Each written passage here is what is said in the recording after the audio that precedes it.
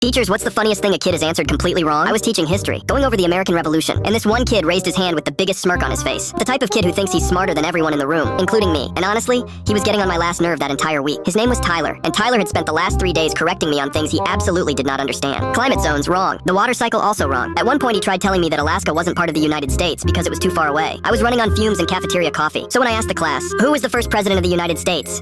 I should have known better than to call on him, but I did. And Tyler, without hesitation, locked eyes with me and said, Abraham Lincoln. The whole class went silent. Not the good kind of silent. The kind where everyone's brain just blue screens at the same time. I blinked twice, waiting for him to laugh or say he was joking. He did not. He sat there looking proud, like he just solved world hunger. I said, Tyler, are you sure about that?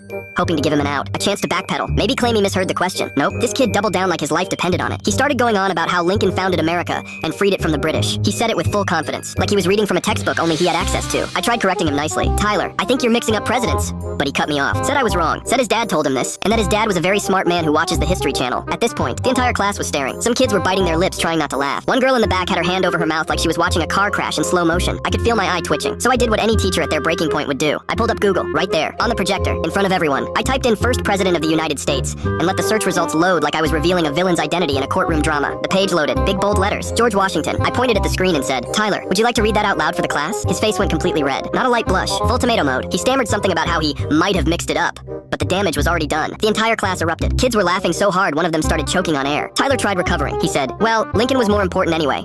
I just stared at him. So did the rest of the class. One kid in the front row whispered, bro, just stop. From that day on, every single time Tyler tried acting like a genius, someone would go, okay, Abraham Lincoln. And he'd sit back down without another word. Never question me again. When I was a kid, I used these straws all the time,